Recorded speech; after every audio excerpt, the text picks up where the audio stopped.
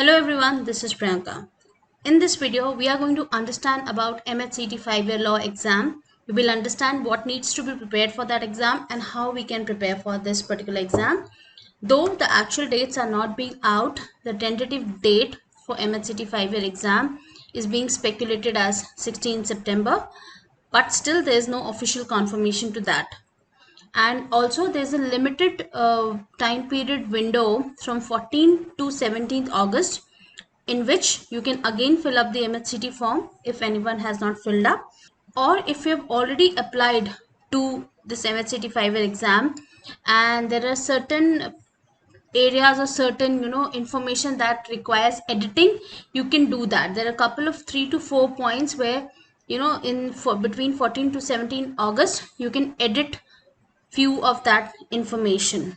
So you can again visit the official website of Maharashtra CET, which is mahacet.org, to do the whatever editing is required in your form. So let's get started. Let us first understand what is the official syllabus, what was the pattern last year, and what needs to be done for this year. So we are going to understand the syllabus of MHCT 5-year law, which is being given on the official website. We will look at the past year paper, and then we will look at how to prepare and what are the sources. Now, first let's understand the exam structure. As we know, MHCT 5-year law exam has 150 questions, each question having 1 mark, and so the total marks is 150. Now the split of the sections is not even. The two sections which have the maximum weightage is legal aptitude and legal reasoning with 40 questions, and the second most important section in this exam is logical and analytical reasoning section with 40 questions. Then you have GK and current affairs with 30 questions, English with 30 questions, and maths is only for 10 marks. So the legal aptitude and the reasoning section makes more than half of the paper. 80 on 150 questions are coming from these two particular sections. So this is the syllabus given on the official website. As you can see, in the legal aptitude, this subject will test candidates' interest towards the study of law, legal aptitude, and problem solving ability. Questions will be framed with the help of legal proposition and a set of facts. So the questions would be mostly principal fact type of questions, something which you can relate with the older CLAT pattern or the pattern which is still being asked in exams like ALET or SLAT. So the questions are going to be principal fact kind of questions. Then general knowledge with current affairs. Now again they have specified that we are going to ask current affairs as well as we are going to ask questions from general knowledge, or in other words you can understand it as static GK. So the topics such as history, and again in history they have mentioned ancient, medieval and modern, geography, general science, economics, civics, and the current affairs of the past 1 year.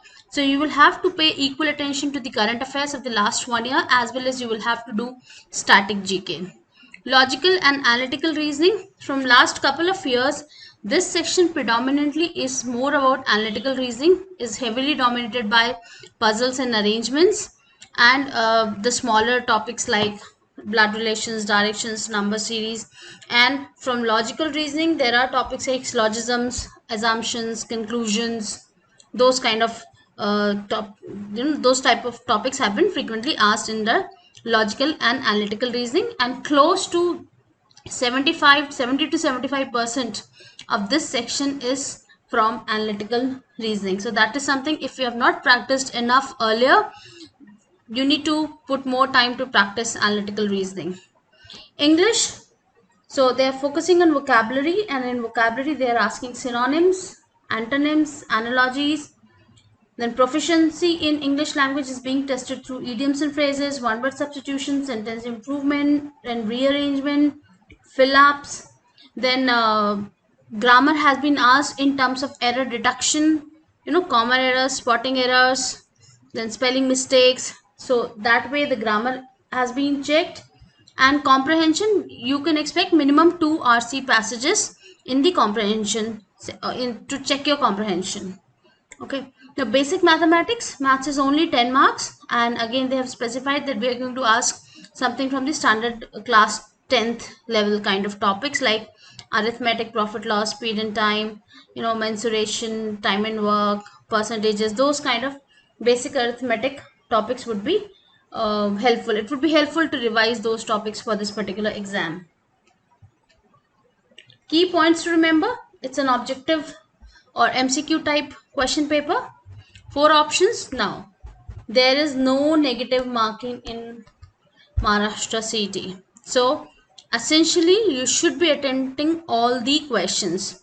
Of course, you would be marking for which you're sure. Even if you don't know the right answer, if you're stuck between 2 options, go ahead with any option for which you feel more strongly. Go ahead with that and mark that as your answer, because even if it's incorrect, there's nothing to lose. And if at all, the question that you have marked or the answer that you have marked comes out to be right, then you are gaining a mark there. So ideally, you should mark all the 150 answers in this particular exam. That should be the ideal approach. Time allotted is 2 hours, so 120 minutes, and paper is bilingual in English and Marathi. The last year, Maharashtra CET was conducted on 11th October, and results came in somewhere last week of November. And looking at last year's paper, the GK section had questions on awards. As high as 6 to 7 questions were on awards. There were questions on government schemes, polity, questions on geography, appointments, important day, related to history, current affairs is definitely there, static GK, some questions from Maharashtra based GK. Overall, if we look at the the balance or the weightage, 80% was current affairs and 20% of this section was towards static GK. So it would make sense to revise 1 year of your current affairs in the one-liner format, okay, or maybe you can just go through your months of last 1 year.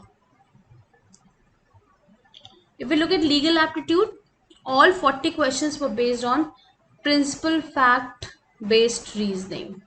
So there was no legal GK, there was no legal maxim. All 40 questions were on principal fact, and they were easy to moderate. So the time required to solve them was not much. If you have practiced enough of this type of questions, you could easily make these kind of questions.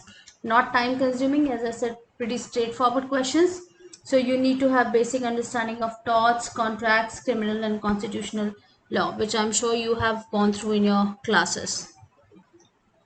This is probably, this is the moderate to difficult section, because here in this particular section, the right selection of puzzles becomes really important. Okay, if you picked up a wrong puzzle and you could not crack it, you would end up wasting your time. So typically, Maharashtra city has close to kind of 2 to 3 puzzles in this particular section. And this exam was conducted in 2 slots last year. So in slot 1, there was a floor based puzzle and a mixed puzzle. In slot 2, there was a box based puzzle and the age related puzzles.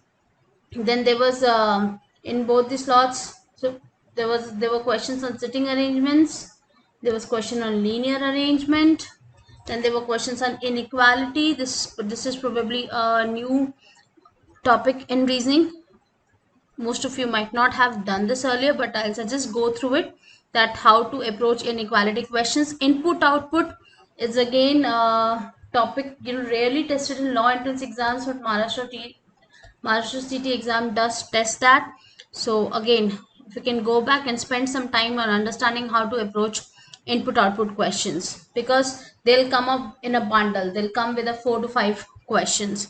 So that is something, if you practice in the next, because if you start from today, you have around 1 month of time, so it would make sense to understand these kind of topics which you have not done earlier, but those are being tested in this exam, like inequality or input output, because they would be like they will be coming in a bundle of 4 to 5 questions.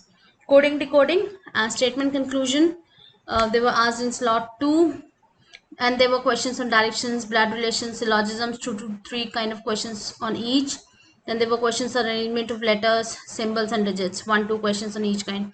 So overall, this is probably the lengthiest section. And here, the right selection of questions or puzzles becomes extremely critical, because if you pick up something that you have not done earlier, for example, if we talk about a floor based puzzle, okay, and if somebody has not done practice on floor based puzzle, then probably it would not be wise to pick up that question in middle of exam. Rather, you can do a sitting arrangement or a linear arrangement question, for which you would have done some kind of practice. English was easy to moderate last year. There were 2 RCs, and in both the shifts with 6 questions each. So 12 questions, 12 out of 30 were from RC. Grammar, close to 7 questions were from grammar, and the questions were on error identification, sentence correction. There were 5 questions in which vocabulary is being tested in the form of idioms and phrases, word usage. So idioms, phrases, and word usage was asked in both the slots, slot 1 and slot 2. Now there were questions on parajumbles and fill in the blanks. So I think you should spend some time in the next 1 month to remember idioms and phrases. There's a standard 200-250 idioms list that you can go through twice or thrice in this next 1 month. You can work on your grammar skills, and specifically on the error detection questions, and also spend some time on parajumbles. Maths was again easy to moderate difficulty level. Questions were from percentages, equations, ratio proportion, averages, profit and loss, time and work, simple interest, compound interest, time and distance. This is predominantly arithmetic. So, and mensuration. So this is something you have done for CLAT and other law entrance exams, and just need to be in practice, so that when you're encountering these questions in exam, you know how to start a question and how to finish a question in a lesser amount of time. So for that, you need to be in practice for these topics. Now, as far as revision strategy goes, for English, focus on grammar, focus on idioms, phrases, parajumbles. Make sure you are in regular touch with before exam. So it's, or once the exam date comes, at least you start doing them every on and off, every alternate day kind of thing. For legal aptitude, practice previous year papers of CLAT and ALET, that precisely principal fact kind of questions.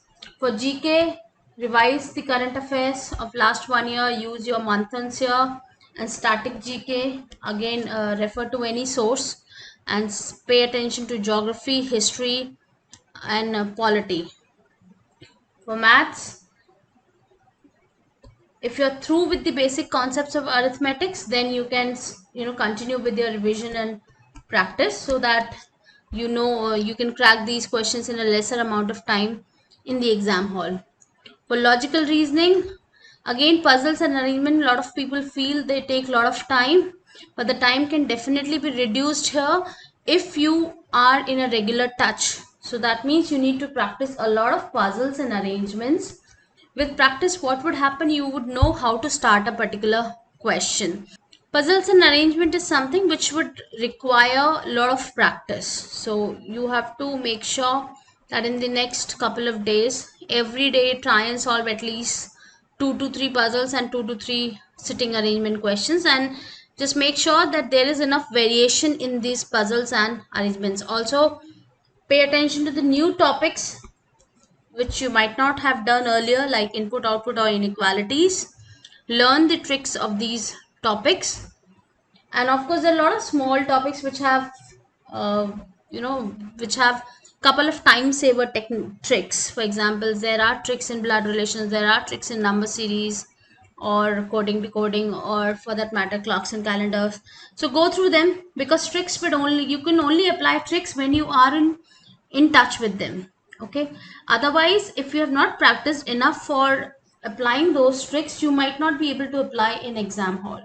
So whatever tricks you have for any topic, back it up with a substantial practice. With practice, you will be able to apply it and get your answers much faster. Now, if we look at the OMS category, that means somebody who's from outside Maharashtra. And if I talk about the cutoff from the first list which was declared for Maharashtra City, for GLC Mumbai, the cutoff was 119 out of 150 marks. This I'm talking about 2020 paper. For ILS Pune, the first list closed at 114.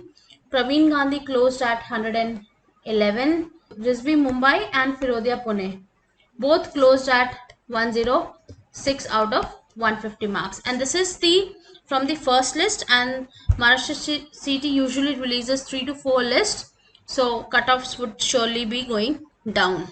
So for any query, you can mail me at priyanka5980@gmail.com.